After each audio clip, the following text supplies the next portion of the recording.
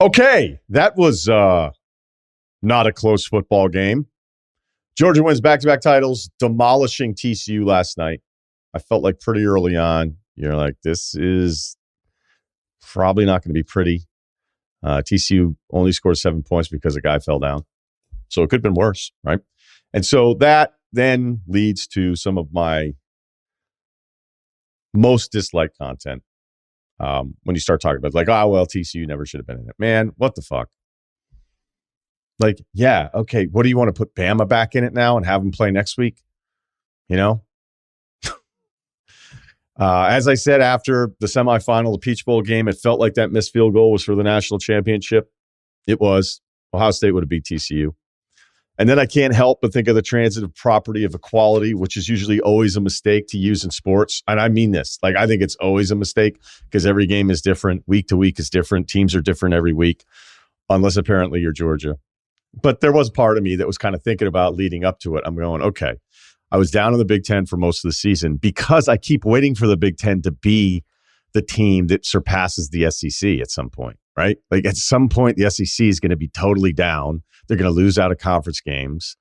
It'll be weird because it'll probably have to happen in the bowl season where they're a disaster. And then, you know what I mean? Like for them to lose some of the benefit of the doubt stuff, it's going to take more than just September. You get the point.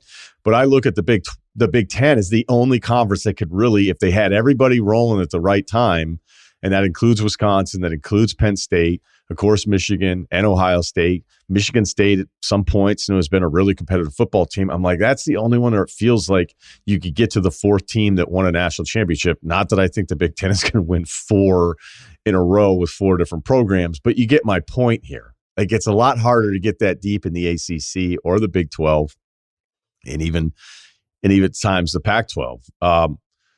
Although the Pac-12 maybe has a better chance, but again, I get frustrated with the Big Ten only because I'd expect at some point it to go a little bit better. And right now, the SEC in the playoffs is 14-3 against every other conference. So they have more losses, yes, against each other, but now they're 14-3.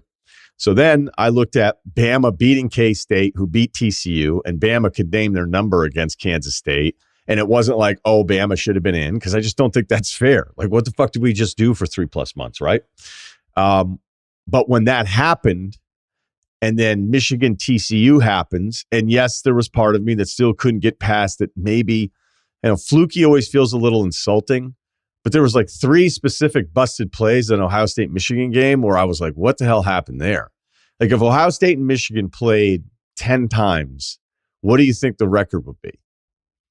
Because I don't think it'd be 5-5. I think Ohio State would win more of those games. But they got trucked at their place in the second half. Credit to Michigan.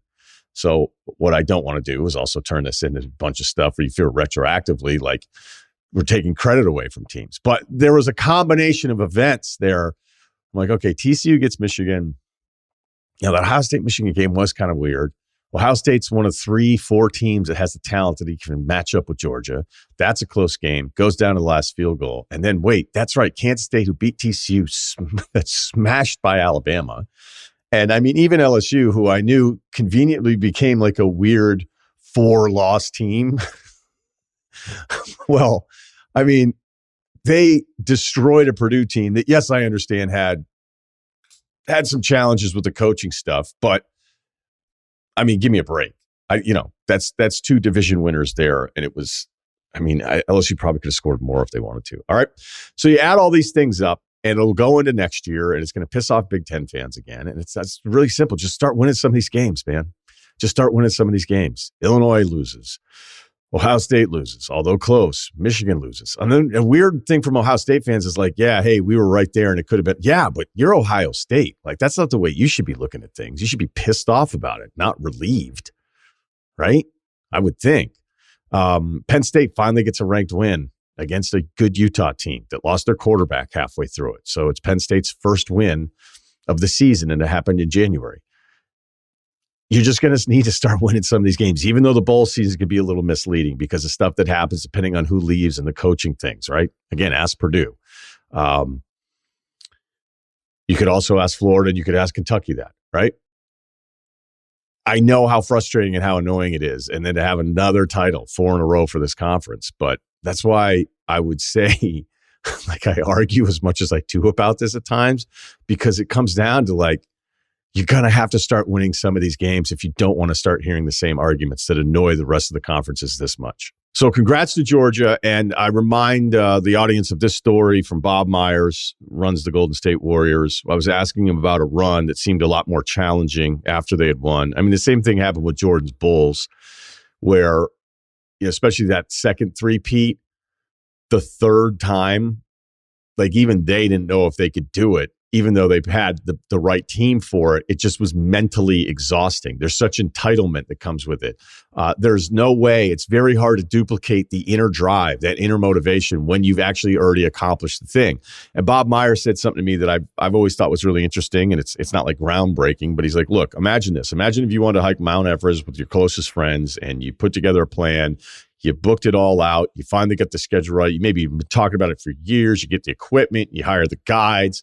You get there, and it's like you're timing it right, and it works. You summit it. You make it all the way back down. You're safe, and you fucking did it. You did it. You did it. And then one of your buddies is like, "Hey, you want to do it again next year?" There's no way your focus, your drive, your anticipation, your excitement, it is impossible to keep you to that standard of doing it the first time. And so college football, even though there's a little bit more turnover, I don't think there's any scarcity of entitlement for teams that have won. You know, whenever you talk to these teams, like, what happened that next year? I thought you were more talented. Be like, man, you know, just wasn't enough buy-in. Wasn't enough buy-in from the guys. Hear it all the time. And even with the turnover, maybe the defensive turnover was good for Georgia, even though talent-wise it wasn't the same. So that doesn't seem like it makes a ton of sense. But it is so hard to repeat. And so they deserve a ton of credit for it, even if today it feels like people are going, wait, were they even playing the right team? Yeah, they were, man. They were playing the right team. Even if, like we all thought, the Peach Bowl was the national title game.